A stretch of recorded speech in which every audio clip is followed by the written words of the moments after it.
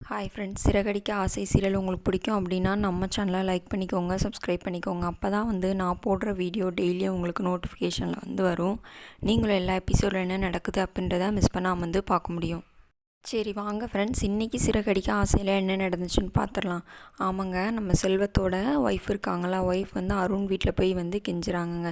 யார் என்னன்னு கேட்கும்போது நான் செல்வத்தோட ஒய்ஃப் அப்படின்னு சொல்லும்போது, நீங்கள் எதுக்கு இங்கே வந்தீங்க, எங்கள் அம்மாவை கொண்டுட்டு என்ன பண்ணலான்னு வந்திருக்கீங்க அப்படின்னு சொல்லும்போது, செல்வத்தோட ஃப்ரெண்ட்ஸ் கூட வந்திருப்பாங்களா, அருணுக்கும் அவங்களுக்கும் சண்டை ரெண்டு பேர் கை வச்சுக்குவாங்க. அதுக்கடுத்து நம்ம முத்து வந்துடுவார். என்ன சொல்லுவார்னா கோர்ட்டு தான் இதை தீர்மானிக்கணும், நீ தீர்மானிக்கிறது கிடையாது அப்படின்னு சொல்லிடுவார். சொல்லிவிட்டு அவங்கள கூட்டிகிட்டு போயிடுவார். இன்னொரு பக்கம் பார்த்திங்க அப்படின்னா நம்ம ஸ்ருதியோட அம்மாவும் அப்பாவும் தான் ரெஸ்டாரண்ட்டை எரிச்சாங்க. நீத்துவோட காலை உடச்சது எல்லாமே தெரிஞ்சிருச்சு இல்லையா. தெரிஞ்சிருச்சு அப்படின்றனால நம்ம ரவி போய் நம்ம இவர்கிட்ட மன்னிப்பு கேட்குறாரு. என்னை மன்னிச்சிட்றா, நான் பண்ணது தப்பு தான், நீ பண்ண அப்படின்னு நான் நினச்சிக்கிட்டேன் அப்படின்னு முத்துக்கிட்ட மன்னிப்பு கேட்குறாரு. முத்துவும் சரி பரவாயில்ல அப்படின்னு சொல்லிட்டு விட்டுறாருங்க.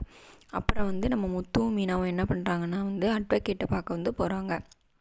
அட்வொகேட்டை பார்க்க போகும்போது அட்வொகேட்டோட ஒய்ஃபும் அவங்களும் ரொம்ப அட்டாச்மெண்ட்டாக இருக்காங்க, ஒய்ஃபும் ஹஸ்பண்டும்.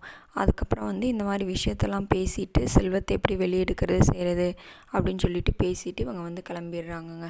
இன்னொரு பக்கம் பார்த்திங்க அப்படின்னா நம்ம ரோஹிணி மனோஜ் விட்டுறவே கூடாது அப்படின்னு சொல்லிட்டு நைட் டைமில் என்ன பண்ணுறாங்கன்னா ரோஹிணி மனோஜுக்கு கால் பண்ணி பேசுகிறாங்க.